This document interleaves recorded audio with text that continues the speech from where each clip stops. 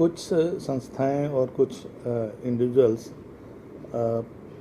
माननीय उच्च न्यायालय में गए हुए थे CWP नंबर 1196 ऑफ 2021 और साथ में और जो कनेक्टेड मैटर्स थे उसका फैसला अभी आया है और इसमें उन्होंने राज्य सरकार को और इलेक्शन कमीशन को माननीय उच्च न्यायालय ने अनुमति दे दी है कि जो नया अमेंडमेंट 2020 है, सेकंड अमेंडमेंट पंचायती राज एक्ट 2020, उसके हिसाब से हम चुनाव करवा सकते हैं।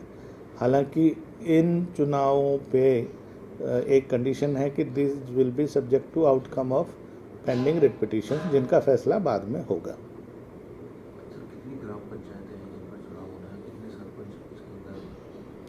हरियाणा राज्य में आज के दिन 6226 ग्राम पंचायतें हैं। हर एक ग्राम पंचायत में एक सरपंच होता है, तो 6226 सरपंच होंगे। 62,040 रफली 10 पर पंचायत के हिसाब से पंच होंगे, तो 62,040 पंचों का चुनाव होना है। इसी तरह से हमारे 143 ब्लॉक हैं, जो खंड बोलते हैं हम विकास उसके हिसाब से, तो पंचायत समिति के जो 143 ब्लॉक हैं उनमें 3086 सदस्य चुने जाएंगे, जो बाद में पंचायत समिति के चेयरमैन का इनडायरेक्ट चुनाव करेंगे। 411 जिला परिषद के मेंबर होंगे, जो 22 हमारी जिला परिषद हैं, उनमें फिर बाद में 22 जिला परिषदों के चेयरमैन का चुनाव होगा।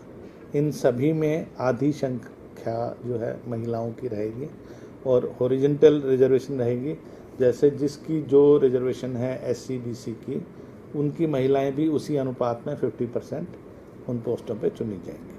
सर किस तरीके से चुनाव कराए जाएंगे? बैलेट पेपर के थ्रू कराए जाएंगे या EVM के थ्रू कराए जाएंगे? जो तो जिला परिषद सदस्य की बात है, पंचायत समिति सदस्य की बात है और सरपंच की बात है, ये तो सिंगल पोस्ट होती हैं, तो इसलिए इनका तो EVM से हम चुनाव कराएंगे।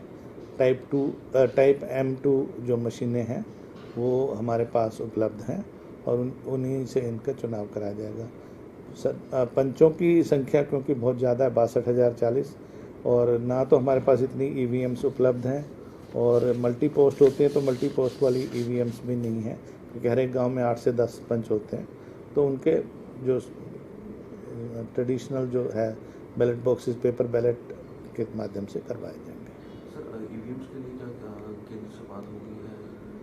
नहीं, EVMs हमने पहले ही, चूँकि चुनाव तो पहले होने थे, लास्ट ईयर फरवरी में ड्यू हो गए थे, तो उसके बाद कोविड और अन्य कारणों के चलते नहीं हो पाए थे, तो EVMs की व्यवस्था मीनवाइल हमने कर ली है।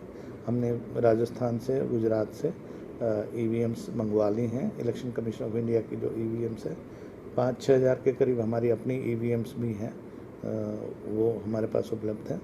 तो जो रफली हमारे जो 3086 जो पंचायत समिति के मेंबरों की है, 411 जिला परिषद के मेंबरों की है और 6226 सरपंचों की हैं, इनके लिए हमारे पास सफिशिएंट नंबर ऑफ EVMs उपलब्ध है। अगर चुनाव के समय अगर EVM में कोई गड़बड़ी होती है तो उस कंडीशन में क्या हमारे पास? नहीं, सबसे पहले तो देखिए EVMs की फर्स्ट लेवल चेकिंग होती है।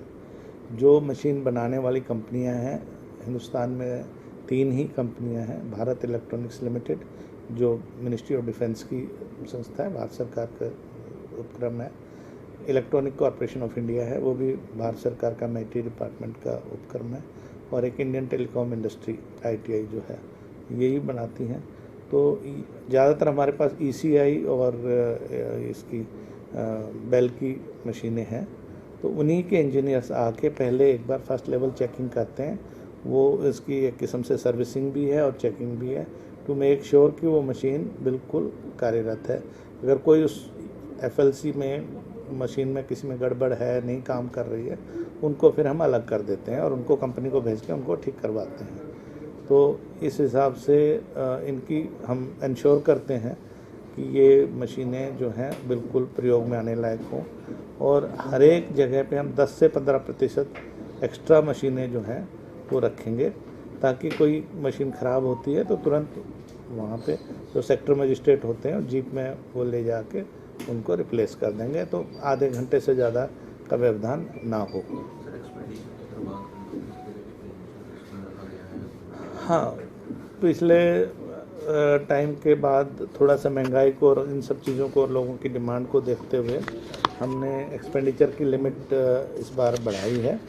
तो पंच के लिए 27,500 रुपये रखी गई है, सरपंच के लिए 1,65,000, मेंबर पंचायत समिति के लिए 3,30,000 और मेंबर जिला परिषद के लिए 5,50,000 की खर्च सीमा तय की गई है। हर एक कैंडिडेट को अपना एक रजिस्टर बनाना होता है और रजिस्टर वो इशू होगा जो रिटर्निंग ऑफिसर के यहाँ से, और जब चुनाव जैसे ख़त्म होते हैं तो उसके 48 आवर्स के अंदर उन्होंने अपना एक्सपेंडिचर स्टेटमेंट देनी होती है। अगर कोई नहीं सबमिट करता तो उसके खिलाफ कार्रवाई की जा सकती है। सर अगर क्वालिफिकेशन की बात करें तो क्या क्या क्वालिफिकेशन जो है इनके लिए रखी है? क्वालिफिकेशंस तो जैसे आपको याद होगा पिछली बार ही तय कर दी गई थी और कुछ लोग उसको लेके माननीय उच्च न्यायालय तक भी गए थे, लेकिन जो राज्य सरकार का स्टैंड था वो माननीय उच्च न्यायालय सर्वोच्च न्यायालय ने भी उचित ठहराया था। तो मेंबर जिला परिषद के लिए जो जनरल और बीसी की 10वीं है और विमेन और एससी के लिए 8वीं है और एससी विमेन के लिए भी 8वीं है। मेंबर पंचायत समिति के लिए जनरल और बीसी के लिए 10वीं है, विमेन एंड एससी के लिए 8वीं है, एससी विमेन के लिए भी 8वीं है। और सरपंच के लिए 10वीं पास है जनरल और बीसी के लिए, विमेन एंड एससी के लिए 8वीं पास है, एससी विमेन के लिए 8वीं पास है और पंच के लिए जनरल और बीसी के लिए 10वीं पास है, विमेन एंड एससी के लिए 8वीं पास है, एससी विमेन के लिए 5वीं पास है। तो ये क्वालिफिकेशंस रखी गई हैं। इसका मेन मकसद तो यही है कि भी थोड़ा बहुत पढ़ा लिखा हो ताकि उनको जो ग्राम सचिव या जो और अधिकारी कर्मचारी जो हैं बरगला ना सकें और वो अपना काम बखूबी कर सकें।